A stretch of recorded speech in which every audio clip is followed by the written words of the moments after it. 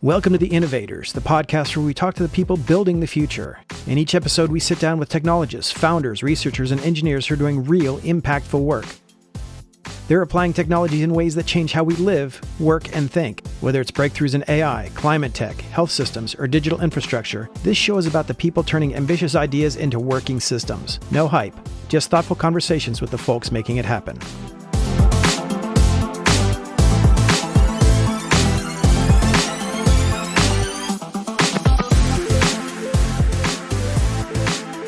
Welcome to the Innovators, a podcast where we talk to amazing people doing amazing things. Today's amazing person is Franco Ciafone. He's the CEO of Qumir. It's it's microbiology and nanotech coming together. So this sounds pretty fascinating. So welcome, Franco. Thank you very much for that intro, John.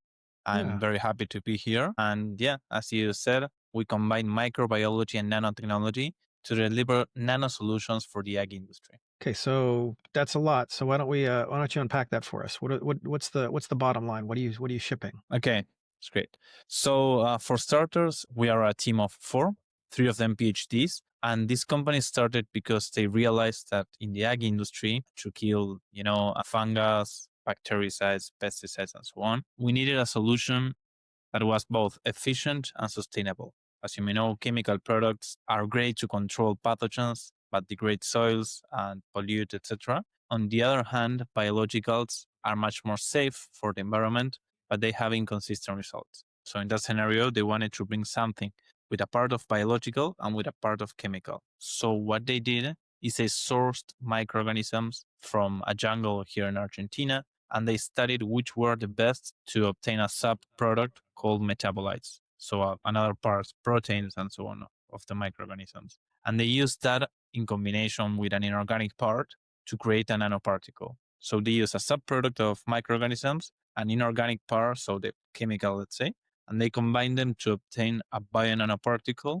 with an inorganic core and a biological coating. So it's like you created a metabolite from a microorganism, and you replaced the nucleus or whatever of the metabolite with whatever you wanted to put it, what you want to put in. Yeah, that's right. Depending on which precursor we use, we can obtain a bio-nanofungicide, bio-nanofertilizer, bio-nanoherbicide, and so on. And the plants will take to this better because I guess it's like clothed in a natural. Yeah, that's right. The fact that it's a nano, in fact, is the average size of our product is 40 nanometers. Mm-hmm. And when we apply it, it enters the plant a much more efficient way than currently used products because of the size. So it enters a much more efficient way, and the interaction inside the plant is much more efficient because of the exchange of proteins between our product and the pathogen. Interesting. So who are your biggest customers? Are you able to sell this yet, or where are you at right now? So we developed the product, we tested it in our lab in Argentina, and then we went directly to the field. We tested our product through 3 soybean seasons in Argentina in more than 20 essays, and we obtained the same disease control and average yield as a chemical, but with 900 times less active ingredient. Given this context, and we did several essays, we saw that our product works kind of as a vaccine, promotes the defense of the plant, and it's also safe for the environment and animals. In this whole context, we were able to land, thanks to our results, 4 pilots with different companies. And the most important one is with a company that is located in more than 100 countries and is one of the top 4 largest agrochemical companies of the world. Wow. So this is So are you guys expecting this to be like a sure thing, quote unquote? Will this be the future of pesticide application or fungicide application? We believe so because we saw that changing 100% to biologicals didn't work and chemicals are polluting. So we need something that combines both solutions to transition towards biological pesticide agriculture.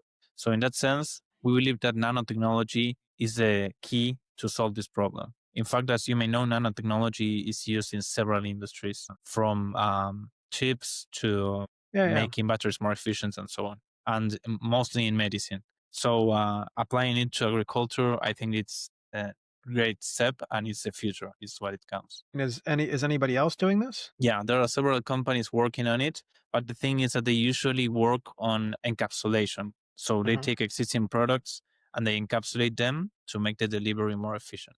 What we do is we have a completely different final product, which has more characteristics such as the vaccine effect and our safeness characteristics. So this is a solution. This is a complete solution that you've basically built up, which is working perfectly. All right, cool. Yeah. What are next steps for you? You're raising capital right now, or what's the situation? Yes, we have a pre-seed round. We have already raised more than 300K, and we are currently looking for 40K to achieve several milestones, such as revenue next year, soft landing in the US, scaling to industrial readiness, and providing for our partners in Brazil and Argentina. This Mhm. large company that I mentioned before will be testing our product on soybean in Brazil, which is the largest soybean fungicide market. But most of the time you're focusing on Argentina right now, right? So basically South America. Yeah, we are Argentina, South America, but we're also having good results in essays in wheat and in corn, which are relevant crops for the US. So we hope that we will be able to land in the US in the short term.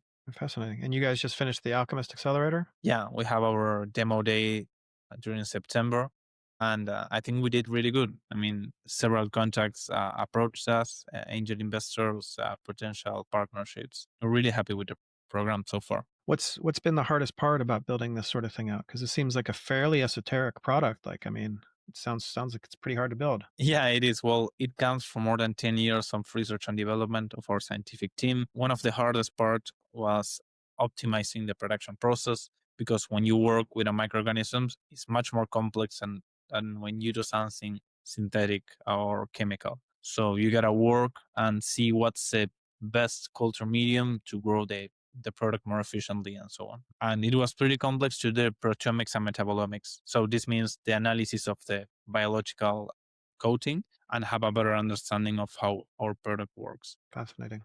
Right. So your website is Qumir Nano, Qumir Yeah.